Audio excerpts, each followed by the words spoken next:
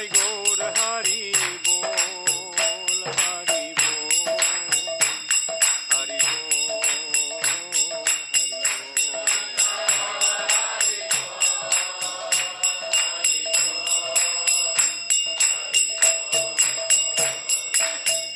Jaya Jaya Prabhupada,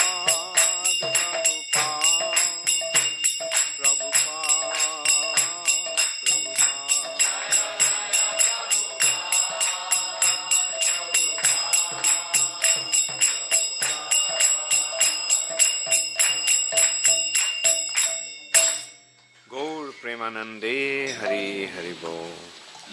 Jayong Vishnupad Paramhansha Parivrajacharya Ashtuttar Shato Shri Srimad Abhay Charanaruvinda Bhakti Vedanta Swami Prabhupada Ki Jai. Ananta Koti Vaishnav Vrinda Ki Jai. Namacharya Shila Haridas Thakur Ki Jai. Prem se kaho Shri Krishna Chaitanya Prabhu Nityananda Shri Advaita Gadadhar Shivasadi Gaur Bhakta Vrinda Ki Jai. Shri Shri Radha Krishna Gop Gopinath Shyam Kunda Radha Kunda Giri Govardhan Ki Jai. Shri Vrindavan Dham Ki Jai. Shri Mathura Dham Ki Jai. Shri Jagannath Puri Dham Ki Jai. Shri Mayapur Navadvip Dham Ki Jai. Ganga Mai Ki Jai. Jamuna Mai Ki Jai. Bhakti Devi Ki Jai. Tulasi Maharani Ki Jai. Harinam Sankirtan Ki Jai. Shamudeto Bhakta Vrinda Ki Jai. All glories to the assembled devotees, all glories to the assembled devotees, all glories to the assembled devotees, all glories to Sri Guru and Sri Gaurango, all glories to Srila Prabhupada. Namong Vishnupadaya Krishna Pristhaya Bhutale Srimate Bhakti Vedanta Swami Niti Namine Namaste Saraswati Deve Gauravani Pracharine Nirvishesha Shunnavadi Paschata Shatari. Srila Prabhupada Ki Jai. When did you come? Last night. What time? 9:30. Okay. Someone picked you up? Subhananda? Yeah.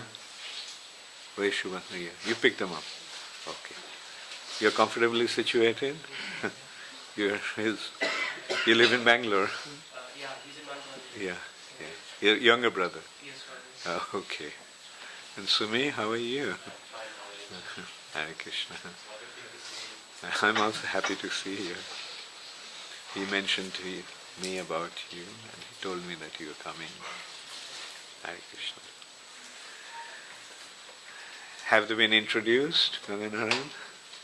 Yes, They no, have- there's mistake was during announcement. Huh? During announcement there was a little mistake. What was Vishnu it? Jagabu from Australia. This type of harassment was there. Better if we announce that.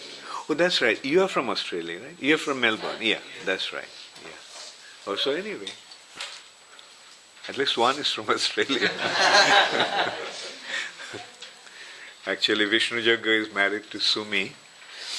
So I always forget your initiated name, Sumi.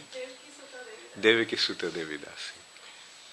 I know Devaki Sutta when she was just a little girl. She was maybe about 3 years old at that time, 79. I was in Chandigarh, and Devaki Sutta's father and mother were very involved, including her. They used to come to a temple every day.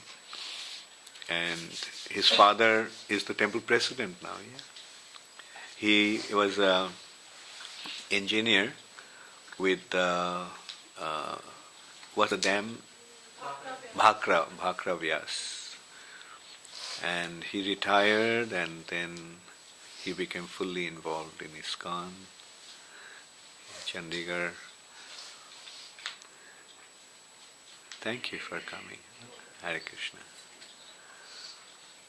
And now there's a little Sumi there. How are you doing? Hare Krishna. Anyway, so how did you all like the picnic yesterday? Vishnu Jaga, you missed the picnic yesterday. They came to me yesterday night. Yeah, you should have. Actually, we were planning to have it today, but then for some reason it was preponed by one day. What was the reason, Ranganarayan? No, 25th it was. Oh, right. It was supposed to be on the 25th. But 25th evening I'm leaving actually. This time I'm taking a train, I'm not flying. Because I find this short distances the trains are better instead of flying, because the flights are always late, and then anyway, and also there is some strike going, not strike, there is a go slow kind of a thing going on, the conflict between the airlines and the Ministry of Aviation. So the airlines want to increase the fare and Ministry of Aviation is not allowing them, so now they are responding by cancelling their flights and all that. Anyway, so anyway, for you, coming here will be a picnic. Hare Krishna. Did that boy come yesterday? Yeah. So, okay. That boy who's going to help in the plumbing, he came at 9:30, I heard. Huh? Oh, 11:30. He came so late, yeah. Nanda Braja, at 9:30 we'll meet with him and take him to the site. Om Namo Bhagavate Vasudevaya. Om Namo Bhagavate Vasudevaya. Om Namo Bhagavate Vasudevaya. Narayanam Namaskritya Naranchaiva Narottamam Deving Saraswating Vyasam Tato Jaya Mudiraye Nashtaprayeshu Abhadreshu Nittang Bhagavata Sevaya Bhagavati Uttama Shloke Bhaktir Bhavati Naishtiki.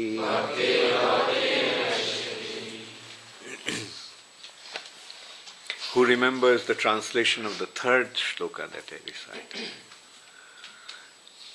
Nashtoprayeshu Abhadreshu. How many of you know the translation? Okay, you can tell me. Not verbatim. Okay. Nashtaprayeshu Bhadreshu, when the Start off with Nittang Bhagavata Sevaya.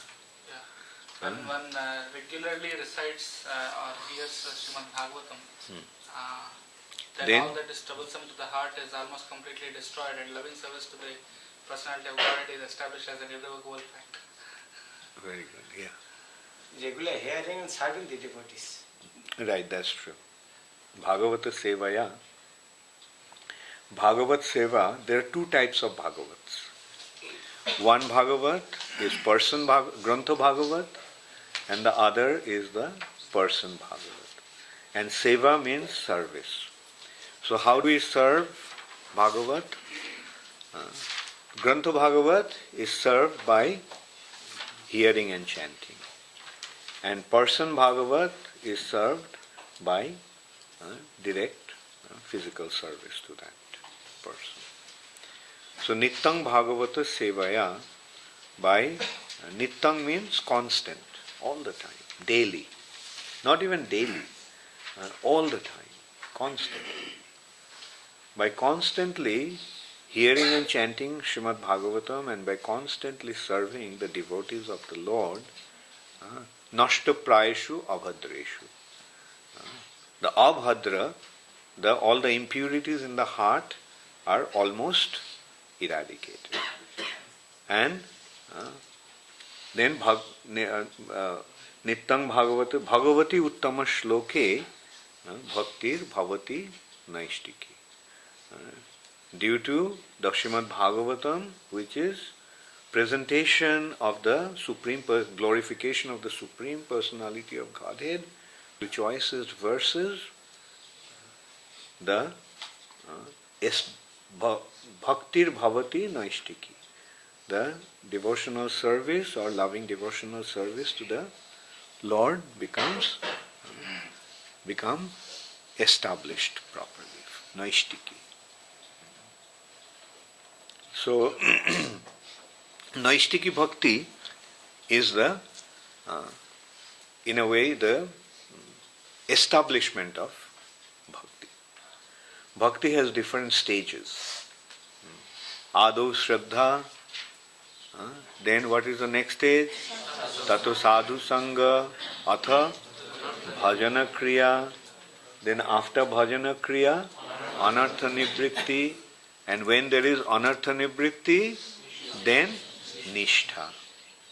Nishtha means becoming fixed up. So Nishtha is, Naishtiki is the Nishtha Parayana Bhakti. When the Bhakti becomes established, Bhakti becomes fixed up. When does Bhakti become fixed up? When the anarthas. What is the meaning of anartha? Anartha means the things that are not favorable to Bhakti. The things that are impediments to devotional service. Kam, Krodh, Lobh, Moho, Mad, Matsarya. These are one kind of anartha. Then, last, greed, anger, illusion, envy, pride. These are the preliminary anarthas. And then, what are the other kinds of anarthas? Other kinds of anarthas are bhakti virodhi anarthas. What is offenses to the Vaishnavas, offenses to the holy name, offenses to the seva. These aparads become the anarthas. Inattentive chanting is anartha. So all these anarthas disappear. And then the devotion becomes fixed up. As long as we have the influence of lust, greed, anger, as long as we have the influence of false ego, then they will act as anartha. So that's why it is very important for a devotee or those who want to become a devotee to regularly practice devotional service by hearing and chanting Srimad Bhagavatam and by associating with the devotees favorably and serving the devotees and winning the favor of the devotees, mercy of the devotees.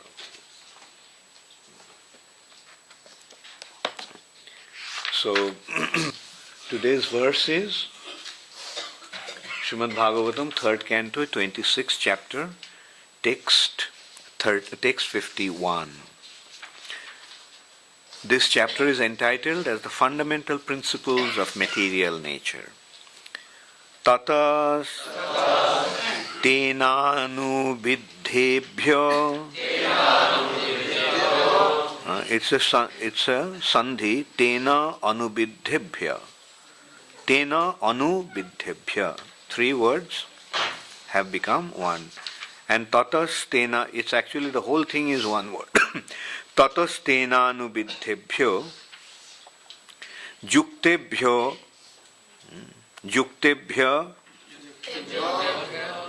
andam acetanam yuktebhandam acetanam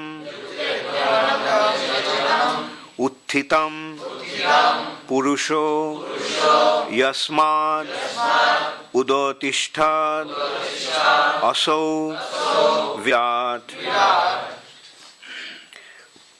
ततस्तेजानुविद्धेभ्यो युक्तेभ्योऽण्डमचेतनम् उत्थितं पुरुषो यस्मात् उदतिष्ठदसौ विराट् ततस्तेनानुविद्धेभ्यो युक्तेभ्योऽण्डमचेतनम् उत्थितं पुरुषो यस्मात् उदतिष्ठदसौ विराट् ततस्तेनानुविद्धेभ्यो युक्तेभ्योऽण्डमचेतनम्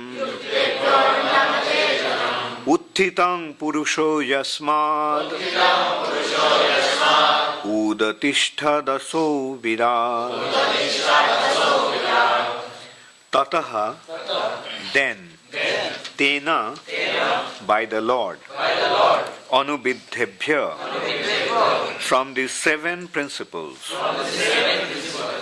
roused into activity yuktebhya united andam an egg achetanam unintelligent uttitam arose purushaha cosmic being jasmat from which udatishtat appeared asho that virat celebrated.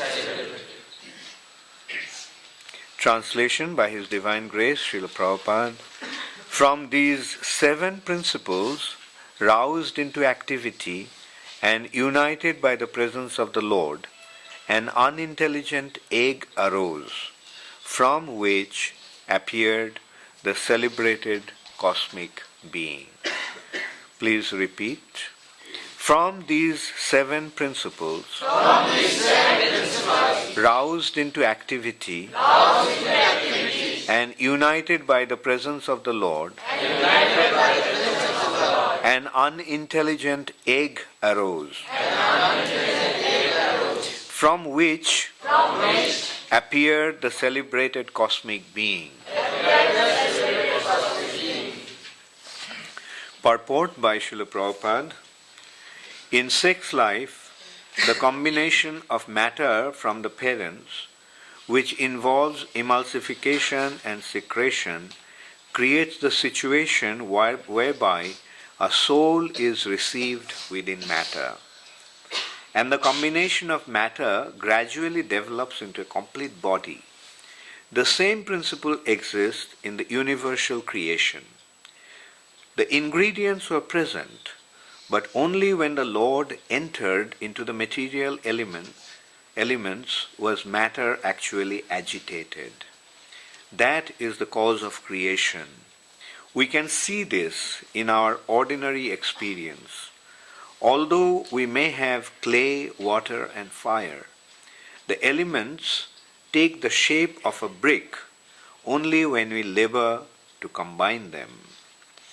Without the living entity, there is no possibility that matter can take shape. Similarly, this material world does not develop unless agitated by the Supreme Lord as the Virat Purusha. Jasmad udatishtat aso Virat. By his agitation, space was created, and the universal form of the Lord also manifested therein.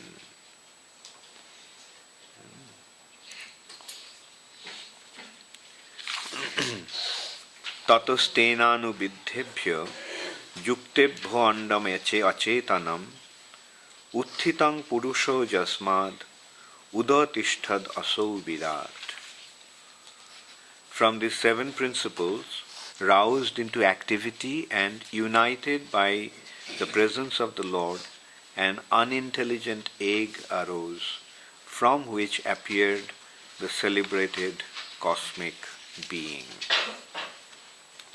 So Kapil Dev is instructing his mother.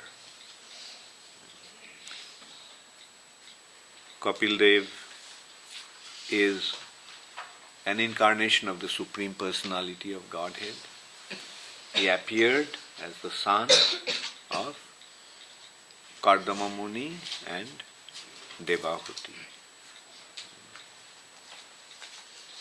Two very exalted personalities, Kardama Muni, an exalted sage, a direct descendant of Lord Brahma,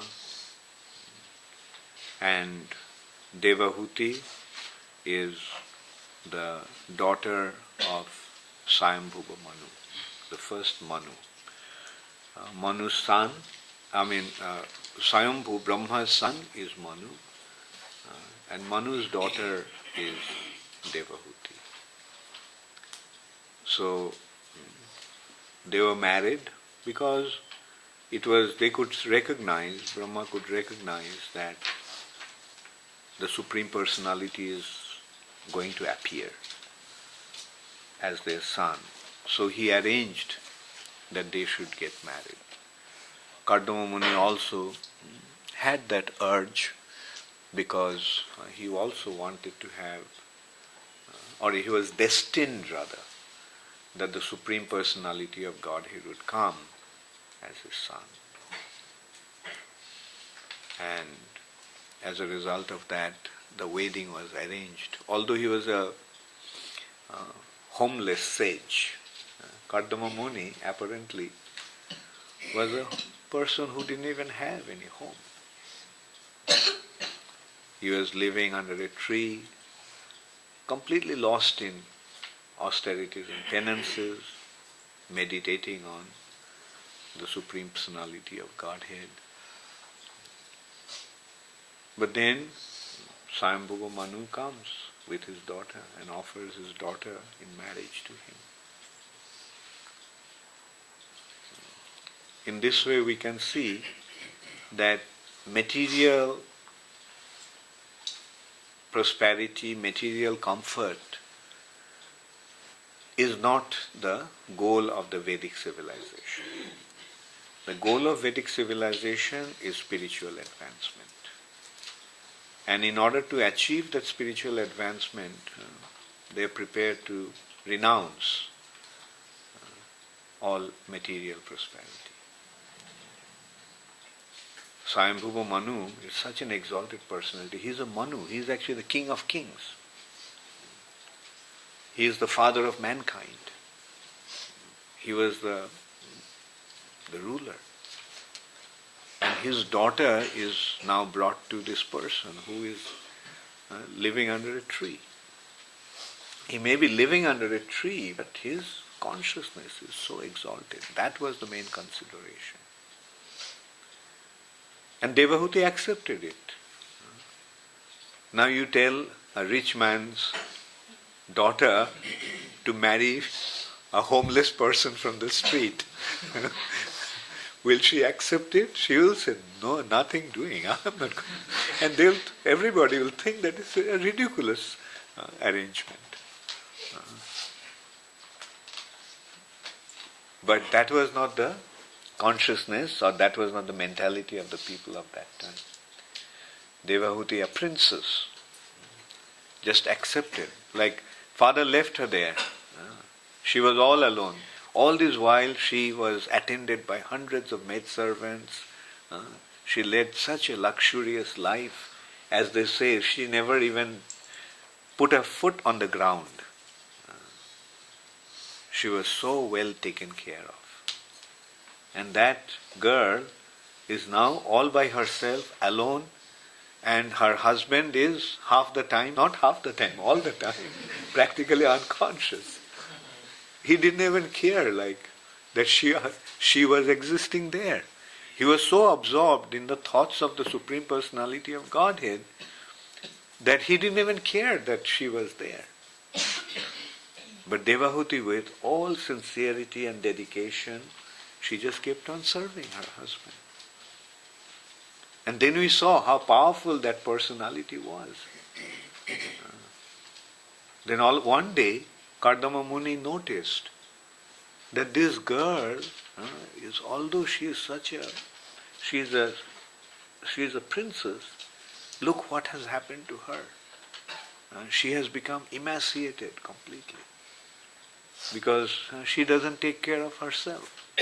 She is completely absorbed in serving him. Her hair became matted, the beautiful black long hair, that silken hair that she had, now they've become matted. Her body has become emaciated. She has hardly anything to wear. She is just wearing tree barks. So he took compassion. Oh, what did I do to her? And he decided to give her a good time. And what did he do? He created a planet. He created a planet with all the luxuries that one can ever imagine. And not only he created the planet could travel anywhere in the universe with the thought of the driver.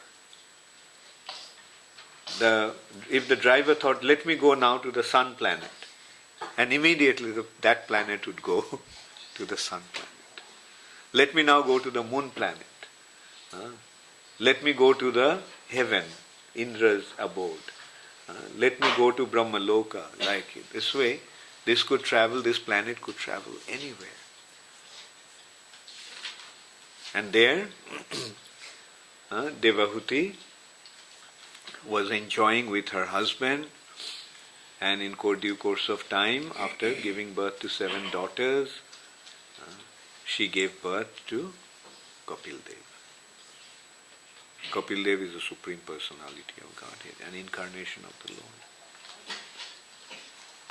And then, after the birth of Kapil Dev, soon after the birth of Kapil Dev, Kardama Muni left home and went to the forest to continue his absorption with the thoughts of the Supreme Personality of Godhead. And the question arises, he was absorbed in the thought of, so in order to, when the Lord himself has come as his son, why Kapil Dev leave home and go to the forest?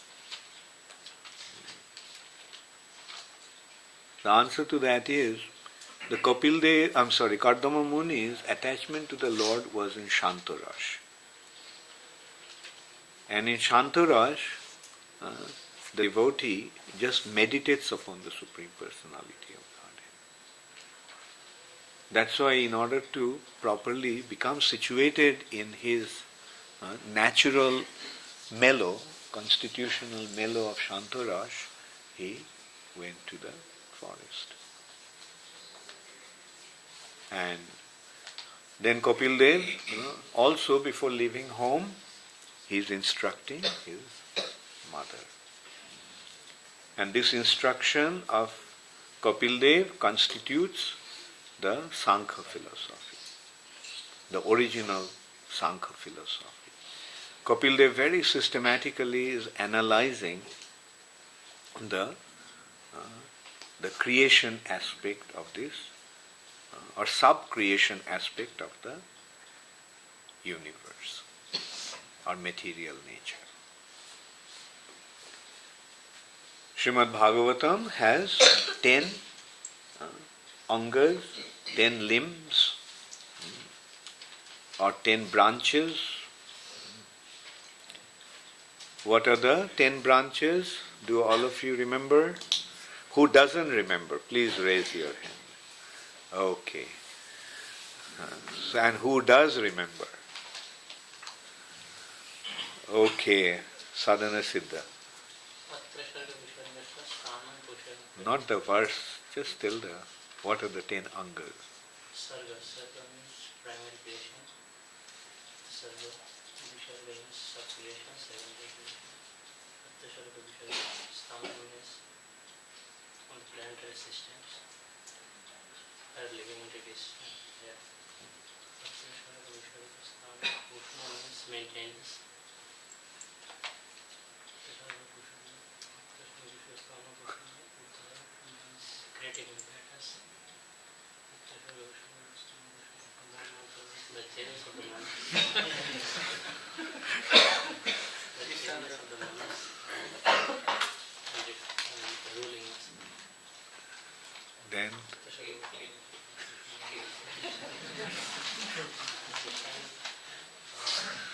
Ishanukatha.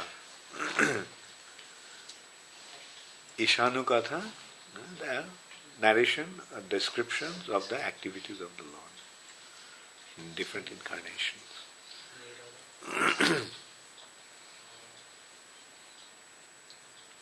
Cessation of material activities. service completes samadhi. Then mukti, where is mukti?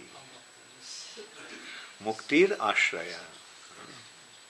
Nirodha, mukti. Mukti means liberation, and beyond liberation is the understanding of the Supreme Personality of Godhead and our relationship with Him.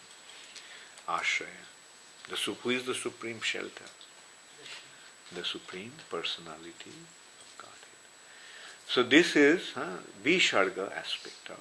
So this is the symptom of, these are the symptoms of a Mahapuran. Srimad Bhagavatam is a Mahapuran because Srimad Bhagavatam has all these 10 symptoms.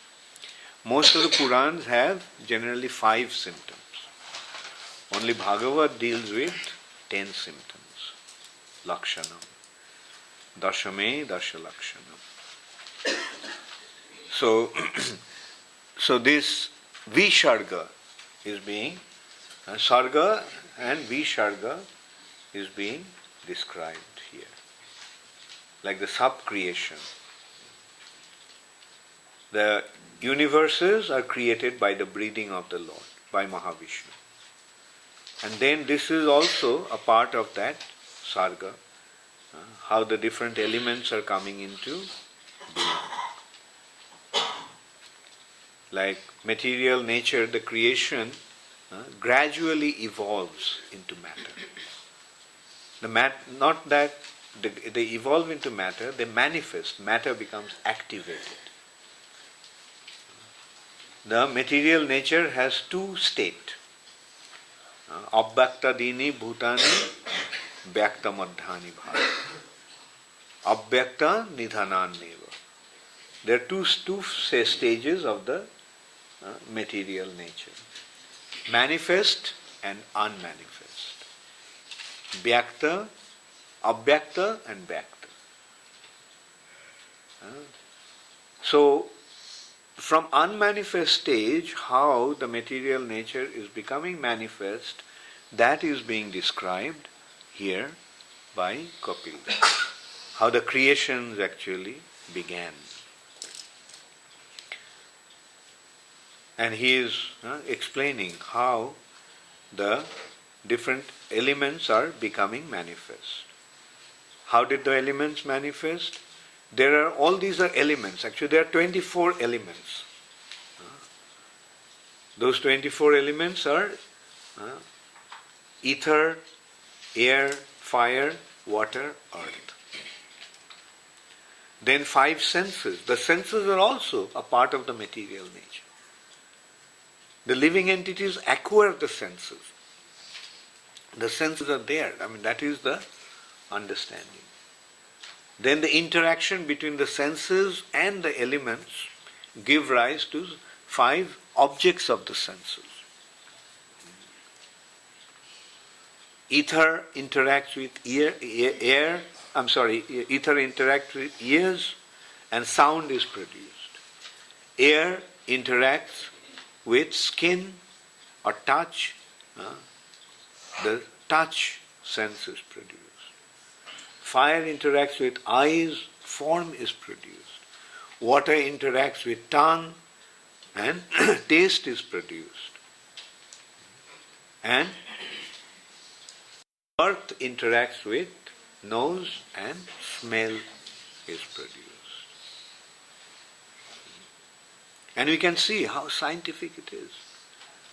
Like sometimes we can understand that how the form is linked with fire and eyes. If there is no fire, that means if there is no light, if there is no fire, then there won't be any light. And if there is no light, we won't be able to see any form. And who sees the form? The eyes see the form. So we can see the link. How scientific. Modern science has billions of years to go to come to this stage of understanding.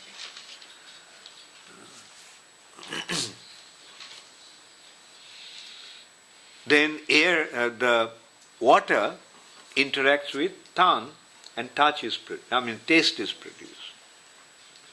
Now we can see, Prabhupada is making that point in the purport, that in the tongue there is water, there is saliva, and the saliva tastes the food. So this is how from water comes the taste. Our direct experience is there. We can see how taste and water is linked. If tongue didn't have saliva, would it be able to taste? No.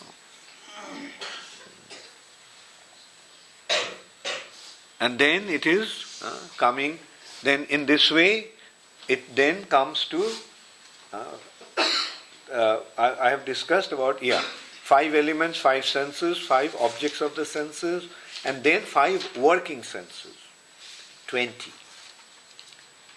Then 3 subtle elements, mind, intelligence, false ego. Now you see, they are all there in the nature. It is not that the living entities are coming up with them, but living entities are acquiring them. By the arrangement of the Lord, living entities are getting, different souls are getting different bodies, and they are being endowed with different senses and different experiences thereby, according to the body, according to the nature of the body. And then 3, like mind, intelligence and false ego. False ego is a substance. Very, very subtle substance. Mind is a substance. Intelligence is a substance. False ego is a substance. We are getting the covering. We are getting a covering of false ego. We are getting the coverings of intelligence. We are getting the coverings of mind. They are coverings.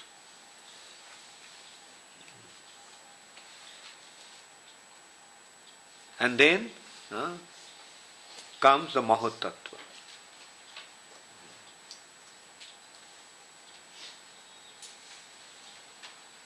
And then the 25th consideration here is, according to Kapil Dev, is time. And the time is not matter. Time is not matter. Time is not material. Time is spiritual. It's an expansion of the Lord in the form of time. It's actually, time is an expansion of Shankarshan. And that time factor is controlled by Lord Shiva, who is also an expansion of Shankarshan. Here we are, in the place of Mahakal. Mahakaleshwar. He is not Mahakal, he is Mahakaleshwar. Mahakal is time. And who is the controller? Who is the Lord of time, Ishvara of time? Lord Shiva. Therefore he is Mahakaleshwar.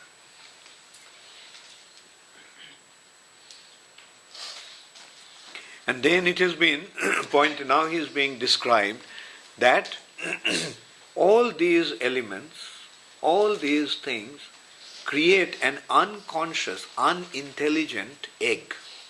They are kind of lumped into in one pinda or anda. And then the Lord enters in that as the Virata Purusha. So he is the personality who causes the material universe, the body of the material universe to become alive. And Prabhupada is giving the example of how a living entity gets his body. In the womb of the mother, there is the ovum. That's also anda. Ova means egg.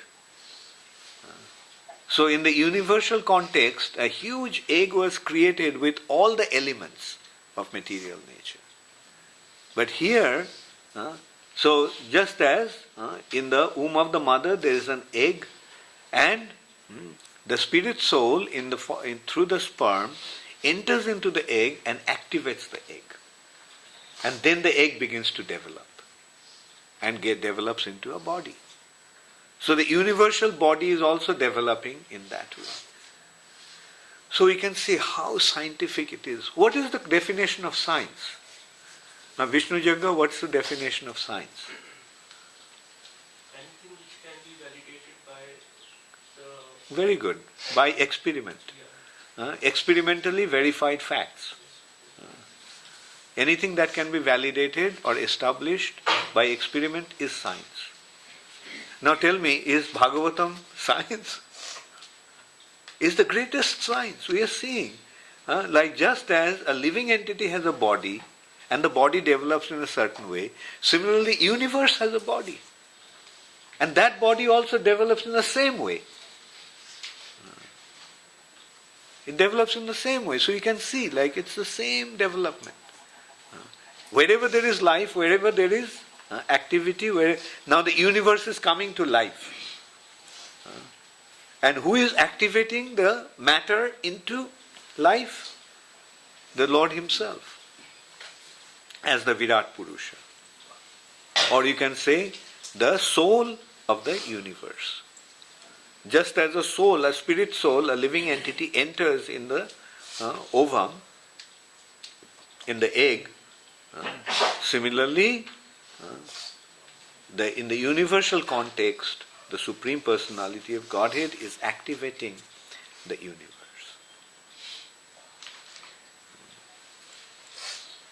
And so Prabhupada is making that point in the purport here, that I'll repeat that one. In sex life, the combination of matter from the parents, which involves emulsification and secretion, creates the situation whereby a soul is received within matter, and the combination of matter gradually develops into a complete body. The same principle exists in the universal creation. The ingredients were present, but only when the Lord entered into the material elements was matter actually agitated. Matter became activated, and the matter developed into, this matter began to develop into different bodies. We can see this in our ordinary experience, although we may have clay, water and fire. So anything that in order to become activated must have the living force behind it. The matters are there, the ingredients are there, but can the ingredients take a shape by itself? And the shape is actually the body. There are two types of shapes. One is the inert shape and the other is living shape. The living shape has a soul in it, and the inert shape doesn't have a soul in it, active soul in it. Like this table. Now the table, how did it become a table? Because some carpenter, a living being, gave it the shape. If the carpenter was not there, the table will not be there. If the builders were not there, this building would not be there. And Prabhupada is giving the example brick. The clay is there, water is there, fire is there. But can they become brick? We'll get brick? No. But what do? Somebody comes and mixes the clay with water and then puts it in a mold and gives a shape. And that shape is burnt in fire. And then the clay, which was originally very soft, now has become very hard, solid, like rock. So wherever we see any shape, we have to understand that there must be a life, a living force behind that. Like where we are seeing the universes, we are seeing the planetary system, so many stars and planets in the sky. Now how they become manifest? How are they maintaining an order? So we have to understand that there must be an intelligent being behind that who is controlling that. Can a car drive by itself? No matter how sophisticated the car is, a driver has to sit there and drive. Sometimes somebody may say, well, there are cars that can drive without man. Even aircrafts and rockets can fly like without man. But there's some man somewhere with a remote control, he is controlling that.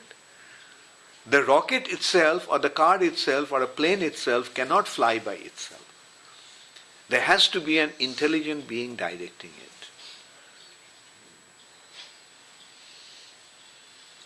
Like you can see what kind of cheating is going on. Now they're making movies. In the movies they show movies like Terminator. So, how many of you have seen Terminator? Okay, oh, thank you.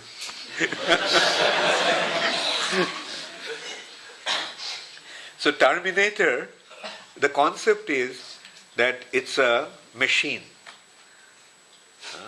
But this machine can think. This machine can act by itself.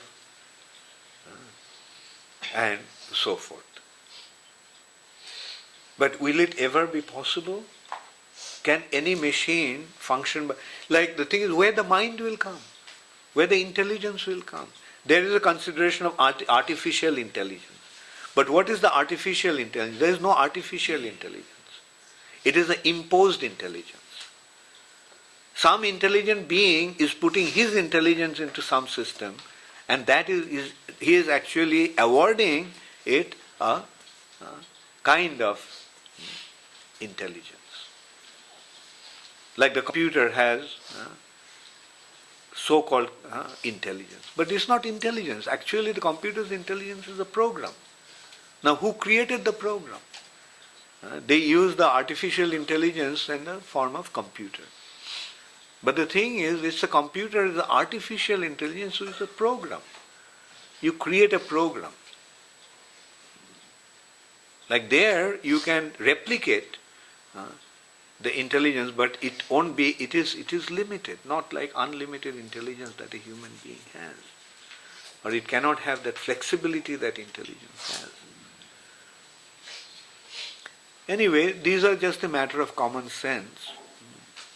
Like in today's world, it is being very badly misled.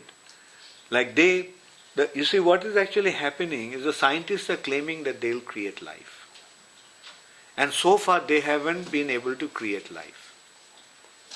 So now they're covering up their failure by making movies. In reality, they haven't been able to create life, but through the movies they're making people believe that yes, we have created life. Go and see Terminator. And movies like that. There is supposed to be, and they are supposed to be better than man, better than a living entity. But that will be only in the movie screen. Terminator, Star Trek, all these movies, they're just trying to show that life can be created. But Prabhupada's challenge was not to speak of a life, just create an egg. Just create an egg. And if you can't create an egg, then a chicken is a better scientist than you are. And what is an egg? In that egg, there is a chicken. That's the point. In the egg, there is a chicken. And the chicken will lay many, many eggs. And in all those eggs there will be a chicken. Each egg will have a chicken.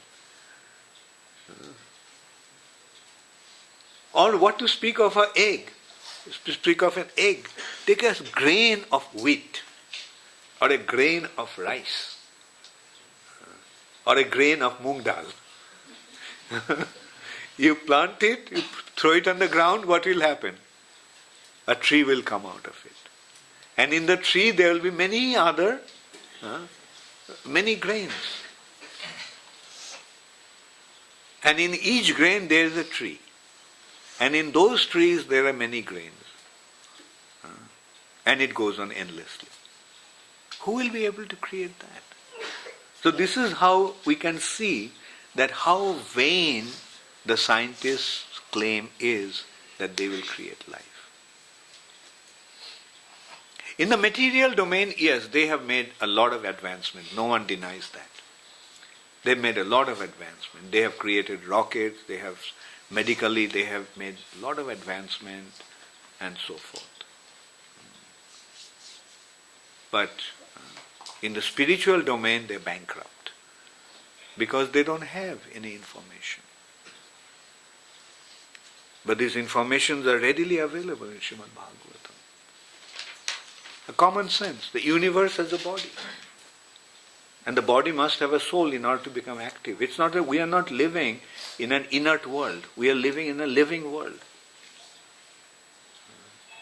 And in that world of the universe, the body of the universe, the Lord is the soul.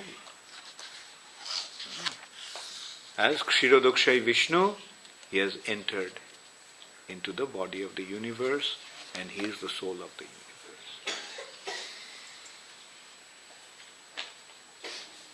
No, I'm sorry, it's the Garbhodakshay Vishnu. Garbhodakshay Vishnu is the soul of the universe. But Prabhupada is pointing out, it's actually the Virat Purusha. He is not directly Garbhodakshay Vishnu. The Virat Purusha, whose body is the universe.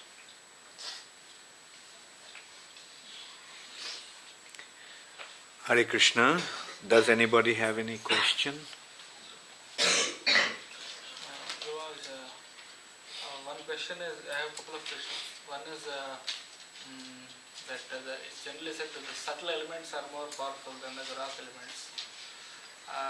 But we see also that according to the description that has been given so far, that the grosser elements have more qualities than the subtler, because ether has only sound, but whereas water has sound as well as taste, and the earth has all the 5 qualities.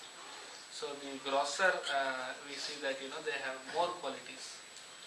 So how is it that subtler is more powerful? More qualities more powerful means, say for example, more subtle it is, more free it is to move.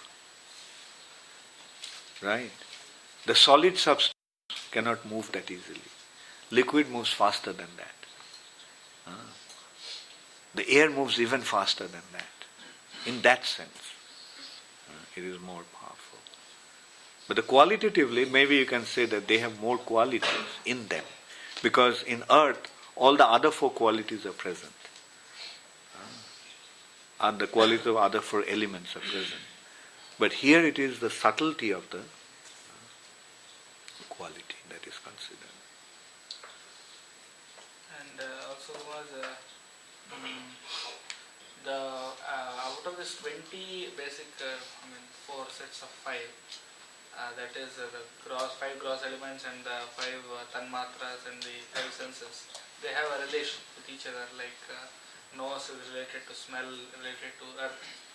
But what about the working senses? How are they related to the 5? Is there any relation with the 5 gross elements with the working senses? The working senses are related to the body that has been awarded to them. They are related, but not directly in this way. You see, nature is awarding the body according to the shape of the subtle body. And accordingly they are actually developing the qualities. Like some bodies are endowed with 5 senses, some are with 4 senses. Some are with 3 senses, some are with just 1 sense.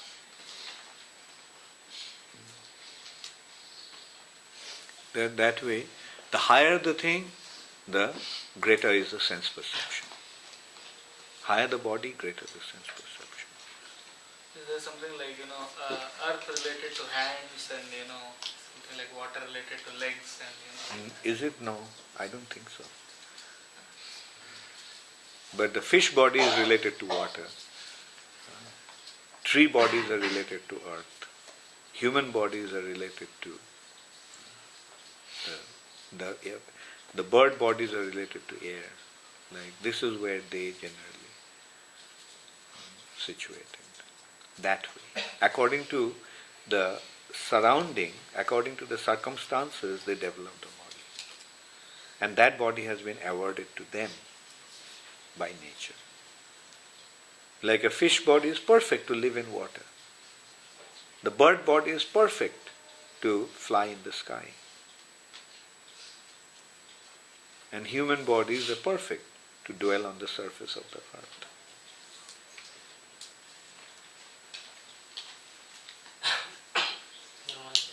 As Srila Prabhupada explained in part 4, that due to the combination of man and woman, and when further semen enters into the mother, then fetus and embryo develop. So we see that even if there is combination, but they can't produce children. So, Because the soul is not entering. By the arrangement of nature, the soul impregnates the egg or ovum. So sometimes it doesn't impregnate.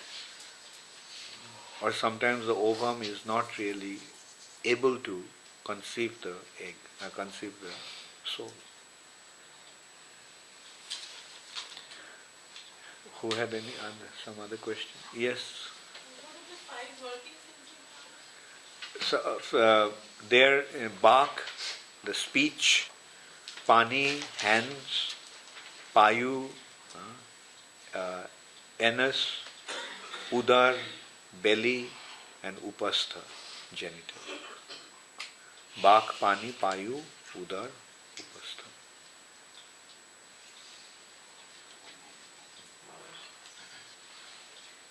In this description of the Sankhya philosophy, the Lord describes the creation of the various elements. Lord describes what? The creation of the various elements, and how like that. Yeah. Is there any explanation available anywhere where how the modes of material nature are created? How the? Modes of material nature. Modes of material nature. Yeah, Trigunna Vishaya Veda. But how actually they are created? How They are there. They are not created.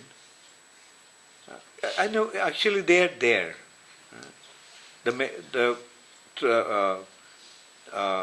Doibi Hesha Gunamayi.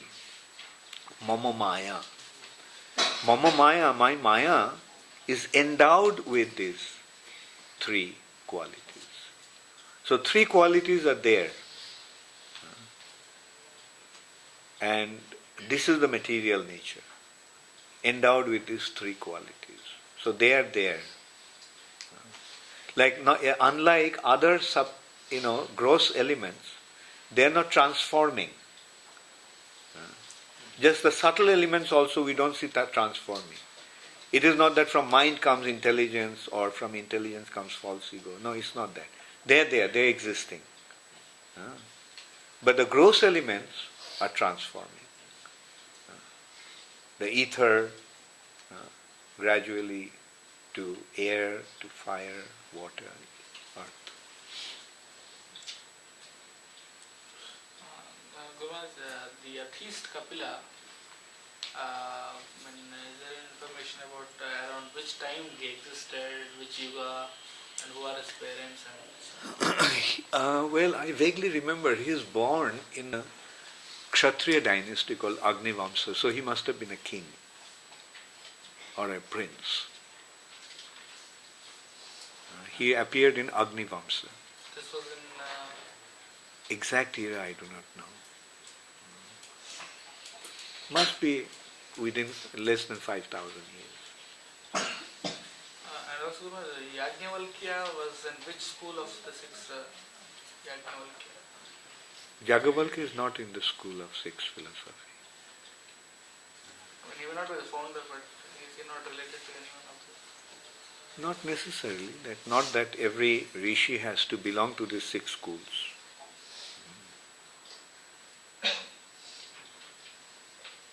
The six schools of Vedic philosophy, these six schools of Vedic philosophy are existing since the beginning. Like we find in Bhagavad Gita, we find all that. Like we find Sankhya in Bhagavad Gita.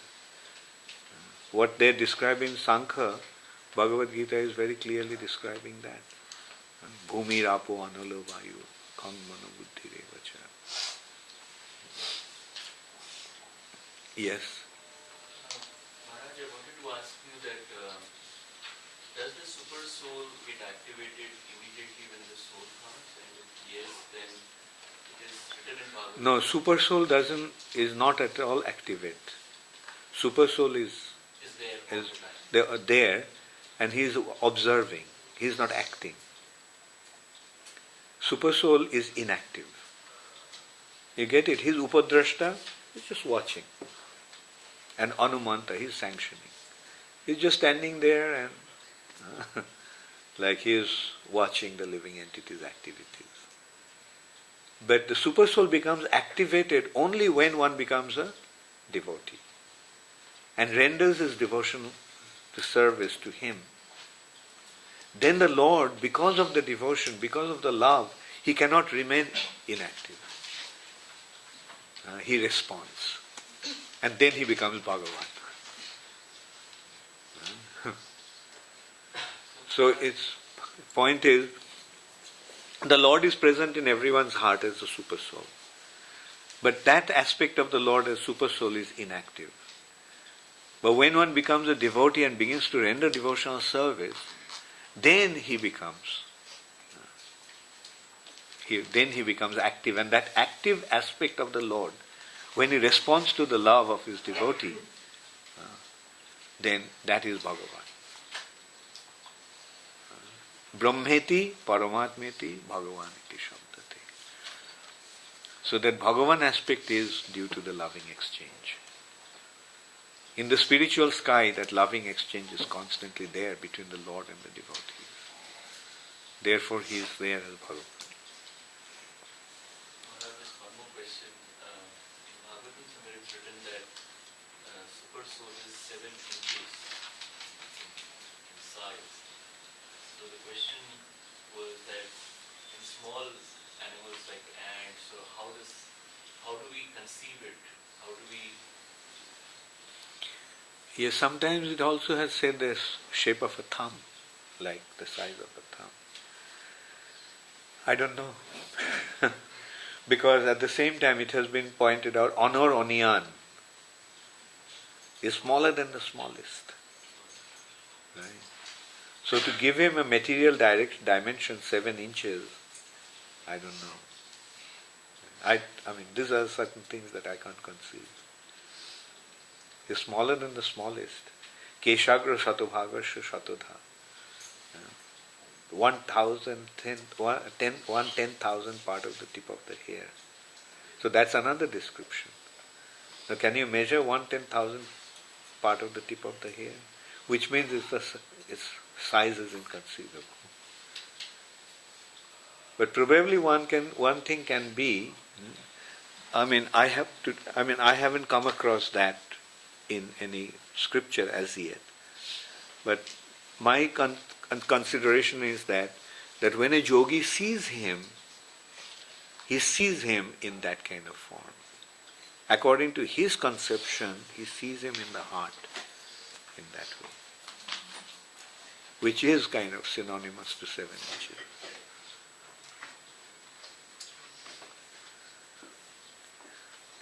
Okay, I'll stop now. Thank you all very much. All glories to Srila Prabhupada.